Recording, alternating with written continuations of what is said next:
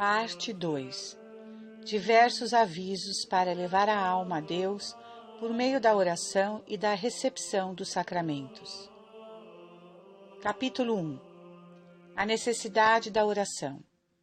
Primeiro, a oração, fazendo nosso espírito penetrar na plena luz da divindade e expondo a nossa vontade abertamente aos ardores do amor divino, é o meio mais eficaz de dissipar as trevas de erros e ignorância que obscurecem a nossa mente e de purificar o nosso coração de todos os seus afetos desordenados.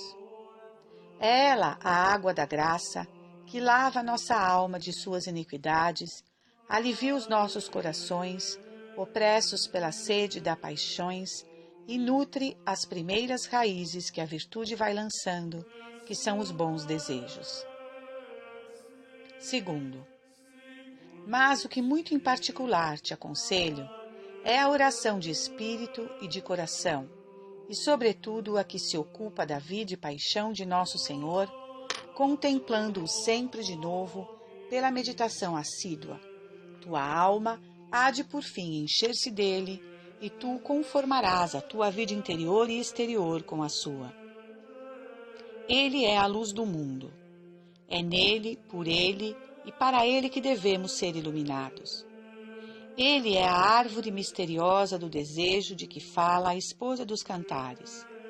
É a seus pés que temos que ir respirar este ar suavíssimo, quando nosso coração se vai afrouxando pelo espírito do século.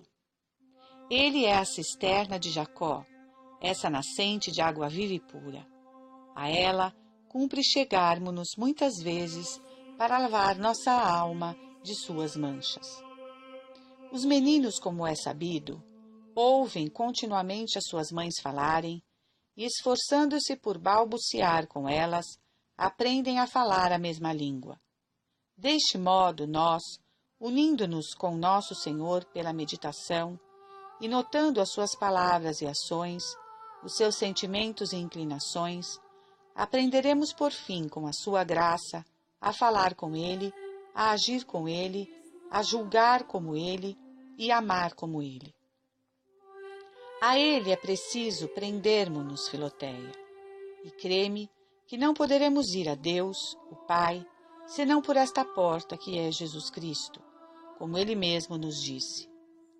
O vidro de um espelho não pode deter a nossa vista se não for aplicado a um corpo sólido, como o chumbo e o estanho. De modo análogo, jamais nos seria possível contemplar a divindade nesta vida mortal, se não se unisse à nossa humanidade em Jesus Cristo, cuja vida, paixão e morte constituem, para as meditações, o objeto mais proporcionado a nossas luzes, mais agradável ao nosso coração e mais útil ao melhoramento de nossos costumes. O Divino Salvador chamou-se a si mesmo o pão descido do céu por muitas razões, entre as quais podemos aduzir a seguinte: assim como se come o pão com toda sorte de alimento, assim devemos tomar o Espírito de Jesus Cristo na meditação, e ele, nutrindo-nos, influirá em todas as nossas ações. Por isso, muitos autores repartiram em diversos pontos de meditação o que sabemos de sua vida e paixão. Entre esses autores, aconselho-te especialmente São Boaventura, Belintani, Bruno, Capiglia, Granada e Lapuente. Terceiro, emprega neste exercício 1 hora por dia antes do jantar ou de manhã, se for possível, antes que perca as boas disposições e tranquilidade de espírito que dá o repouso da noite. Mas não prolongues mais este tempo, a não ser que o teu pai espiritual o tenha fixado expressamente. Quarto, se te for possível fazer este exercício com maior tranquilidade numa igreja, parece-me ainda melhor, porque, a meu ver, nem pai, nem mãe, nem marido, nem mulher, nem pessoa alguma terá direito de disputar-te esta hora de devoção. Ao contrário, em casa, não podes contar com toda ela, nem com tanta liberdade, em razão da dependência em que aí te achas. Quinto, começa a tua oração, seja mental, seja vocal, sempre pondo-te na presença de Deus. Nunca negligencies esta prática e verás em pouco tempo seus resultados. Sexto, se em mim confias, hás de recitar o Pater Noster, Ave Maria e o Credo em latim. Não omitirás, no entanto, de aprender essas orações também na tua língua materna, para que lhes entendas o sentido. Deste modo, conformando-te ao uso da Igreja pela língua da religião, compreenderás outro sim o sentido admirável dessas orações e lhes saboreará a suavidade. Convém recitá-las com a máxima atenção ao seu sentido e excitando os afetos correspondentes. Não te deixes levar pela pressa infundada de fazer muitas orações, mas cuida de rezar com devoção, um só Pater, rezado com piedade e recolhimento, vale mais que muitos recitados precipitadamente. Sétimo, o rosário é um modo utilíssimo de rezar, suposto que se saiba recitá-lo bem. Para que tu o saibas, lê um desses livrinhos de oração que contém o método de rezá-lo. Muito recomendável é também recitar as ladainhas de Nossa Senhora e dos Santos, como outras orações que se acham em manuais aprovados devidamente. Mas tudo isso fica dito sob a condição de que, se tens o dom da oração mental, lhes dê o tempo principal e o melhor. Deves notar que, se depois de o fazeres, por causa de muitas ocupações ou por outro motivo que não te sobra tempo disponível para tuas orações vocais, absolutamente não te deves inquietar. É bastante rezar antes ou depois da meditação simplesmente a oração dominical, a saudação angélica e o símbolo dos apóstolos. Oitavo, se ao recitares uma oração vocal te sentires atraída à oração mental, muito longe de reprimires esta inclinação, deves deixar-te levar suavemente e não te perturbes por não acabar todas as orações que te tens proposto. A oração do espírito e do coração é muito mais agradável a Deus e salutar à alma do que a oração dos lábios. Está bem de ver que esta regra hás de excetuar o ofício divino e aquelas orações que estás obrigada a recitar. Nono, deves repelir tudo o que te poderia impedir este santo exercício pela manhã. Mas, se tuas múltiplas ocupações ou outras razões legítimas te roubam este tempo, procura fazer a meditação à tarde, à hora mais distante possível da refeição, quer para evitar a sonolência, quer para não fazer mal à saúde. E se prevês que em todo o dia não acharás tempo para a oração, cumpre reparares esta perda, suprindo-a por essas elevações frequentes de espírito e coração a Deus, as quais chamamos jaculatórias, por uma leitura espiritual, por outro ato de penitência que impede as consequências daquela perda, e propõe-lhe firmemente fazer a tua oração no dia seguinte. Capítulo 2. Breve método de meditação. Primeiro ponto da preparação: pôr-se na presença de Deus. Poderá ser, Filoteia, que não saibas como se faz a oração mental, pois, infelizmente, poucos o sabem nos nossos tempos. Por isso, torna-se necessário que resuma aqui em algumas regras um método proveitoso, deixando para os bons livros dedicados a esta matéria e, principalmente para a prática, a tua instrução mais completa. A primeira regra tem em vista a preparação, que consiste nesses 3 pontos: pôr-se na presença de Deus, pedir-lhe o auxílio de suas luzes e inspirações, propor-se o mistério que se quer meditar. Quanto ao primeiro ponto, ofereço-te 4 meios principais que poderão ajudar teu nascente ardor. O primeiro consiste em atender vivamente à imensidade de Deus, que perfeita e essencialmente está presente em todas as coisas e lugares, de maneira que, como os passarinhos, para qualquer região que voem, estão sempre envoltos no ar, assim também nós, em toda a parte a que nos dirijamos ou em que estamos, sempre encontramos a Deus presente em nós mesmos e em todas as coisas. Esta verdade é conhecida de todos, mas bem poucos lhe consagram a devida atenção. Os cegos que sabem achar-se na presença de um príncipe, embora não o vejam, conservam-se numa posição respeitosa. Mas, porque não o veem, facilmente esquecem a sua presença e, uma vez esquecida, ainda com maior facilidade perdem o respeito que lhe é devido.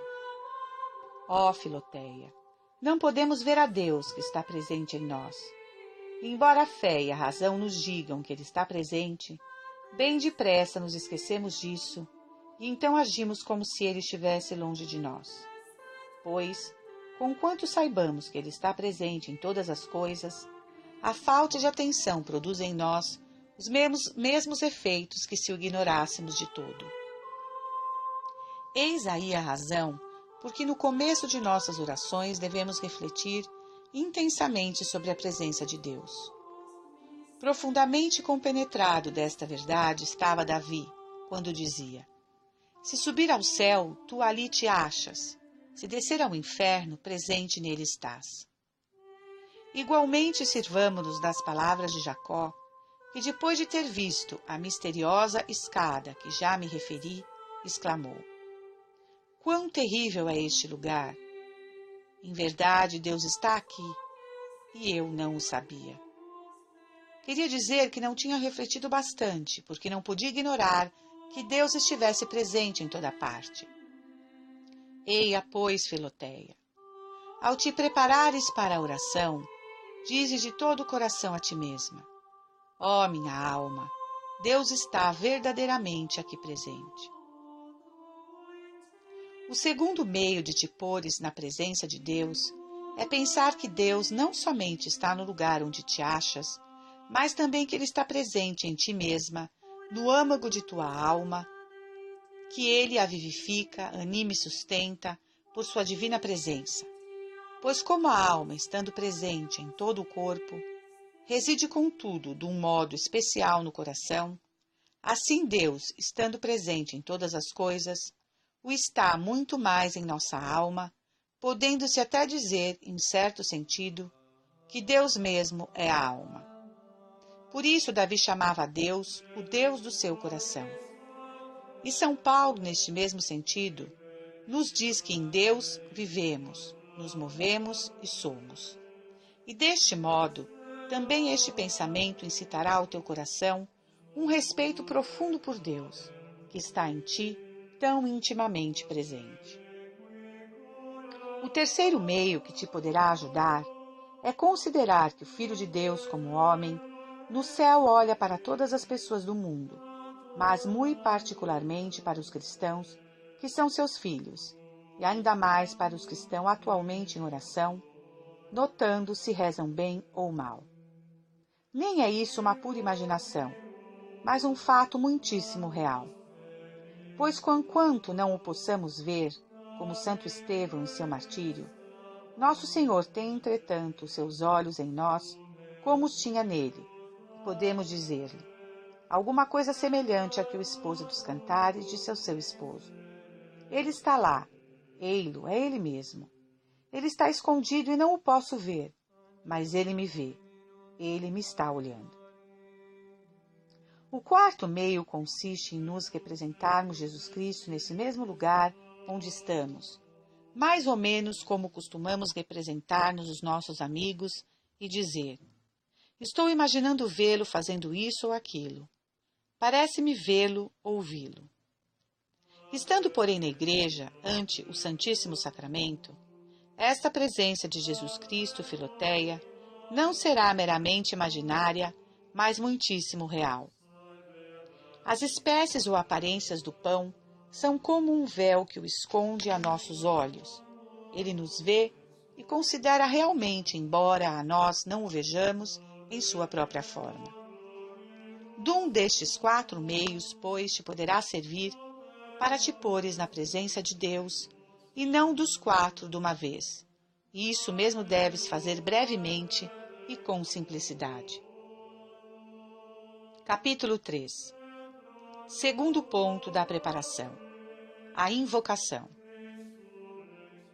A invocação se faz do modo seguinte: tua alma, sentindo a Deus presente, deve compenetrar-se de um profundo respeito e reputar-se absolutamente digna de sua presença. Todavia, sabendo que Ele te vê, deves pedir-lhe a graça de o glorificar nesta meditação. Se quiseres, poderás servir-te de algumas palavras breves, mas ardentes, como estas que são do profeta rei. Nunca me arremesses de tua presença, ó meu Deus, e não tires de mim o teu Espírito Santo. Esclarece tua face sobre a terra, dá-me entendimento e observarei a tua lei e aguardarei de todo o meu coração. Muito útil é invocares também o teu anjo da guarda e os santos que participaram do mistério que meditas, como por exemplo na meditação sobre a morte de Nosso Senhor, a Santíssima Virgem, São João, Santa Madalena e os outros santos e santas, e o bom ladrão. Implorando-lhe que te emprestem os sentimentos que tinham, ou então, na meditação sobre tua própria morte, a teu anjo da guarda que estará presente. O mesmo deve dizer-se de todos os outros mistérios ou verdades que meditas. Terceiro ponto da preparação. Capítulo 4. Propor-se um mistério. Existe ainda um terceiro prelúdio da oração mental, o qual, no entanto, não é comum a toda espécie de meditações e se chama geralmente composição ou representação do lugar. Consiste numa certa atividade da fantasia, pela qual nos representamos o mistério ou fato que queremos meditar, como se os acontecimentos se estivessem sucedendo realmente ante os nossos olhos. Por exemplo, se queres meditar sobre a morte de Jesus crucificado no Calvário, farás uma ideia de todas as circunstâncias, como os evangelistas nola descrevem, quanto aos lugares, pessoas, ações e palavras. O mesmo te proporei acerca dos outros objetos que os sentidos percebem, como a morte e o inferno, como já vimos, tratando-se, porém, de objetos inteiramente espirituais, como a grandeza de Deus, a excelência das virtudes, o fim de nossa criação. Essa prática não é tão conveniente. É verdade que, mesmo aqui, se poderia usar de alguma analogia ou comparação, como vemos nas belas parábolas do Filho de Deus. Mas isso tem sua dificuldade, e eu quisera que te ocupasses com exercícios simples, e não caçasses o teu espírito procurando semelhantes pensamentos. A utilidade deste exercício de imaginação consiste em ater a nossa fantasia ao objeto que meditamos, receando que, tão irrequieta como é, nos escape para ir ocupar-se de outros objetos. Estava quase a dizer-te que deves proceder com ela como com o passarinho que se fecha na gaiola ou com o falcão que se acorrenta ao poleiro para que fique aí. Dirão alguns que na representação dos mistérios é melhor usar simplesmente de pensamentos da fé e dos olhos do espírito, ou então considerá-los como se sucedessem em nossa mente. Mas tudo isso é por demais sutil para o começo. E considerando tudo aquilo que pertence a uma perfeição mais adiantada, aconselho-te, Filoteia, a conservar-te humildemente no sopé da montanha, até que Deus se digne a levar-te mais alto.